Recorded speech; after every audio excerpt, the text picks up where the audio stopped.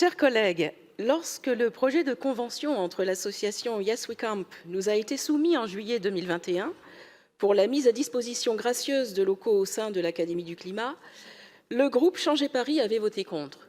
Pourquoi?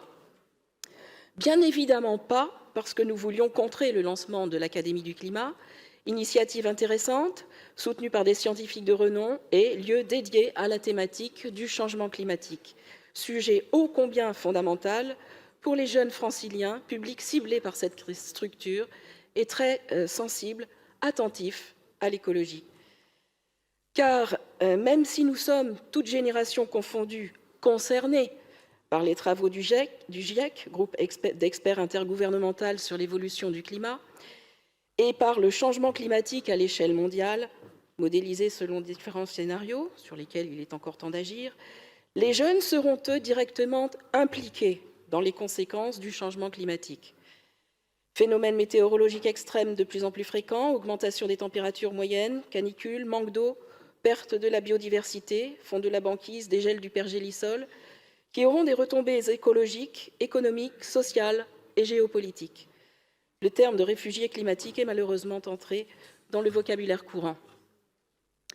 Croyez bien que ce n'est pas au concept même de tiers-lieu sympathique et joyeux contribuant à ouvrir l'Académie du climat aux jeunes, puisqu'elle est faite pour eux, que nous nous opposons.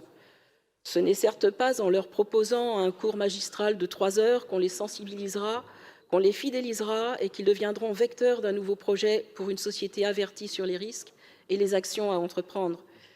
Parce que les jeunes veulent agir.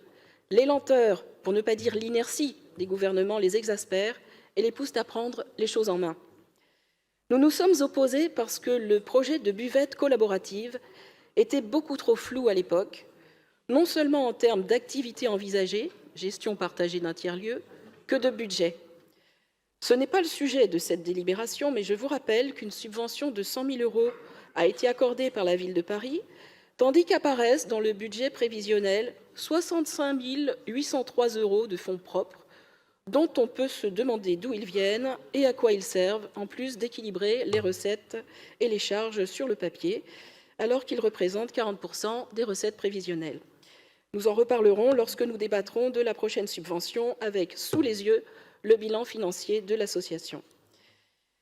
Le sujet de la présente délibération est la proposition d'un avenant à la convention entre la Ville de Paris et l'association Yes We Camp pour une prolongation de la durée de mise à disposition gracieuse du domaine public au sein des locaux de l'Académie du climat, initialement signé pour 9 mois, de façon à l'étendre jusqu'à la fin de l'année 2022.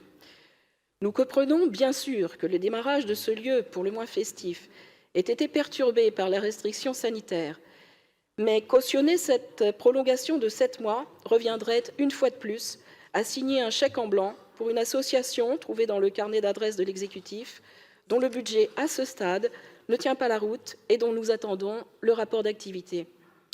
En effet, nous ne sommes pas certains que les animations proposées soient à la hauteur des ambitions affichées au lancement du projet. Je conclurai, en tant que scientifique, sur l'importance d'offrir aux jeunes générations inquiètes, voire angoissées sur l'avenir, l'opportunité de s'informer et d'agir, tout en rappelant, mes chers collègues, que l'écologie n'est plus, comme à l'époque hippie, l'apanage des partisans de la décroissance, mais une préoccupation de l'ensemble des citoyens et des décideurs. En tant qu'élus, nous en faisons partie, et je vous engage à lire les résumés pour les décideurs publiés par le GIEC. Je vous remercie.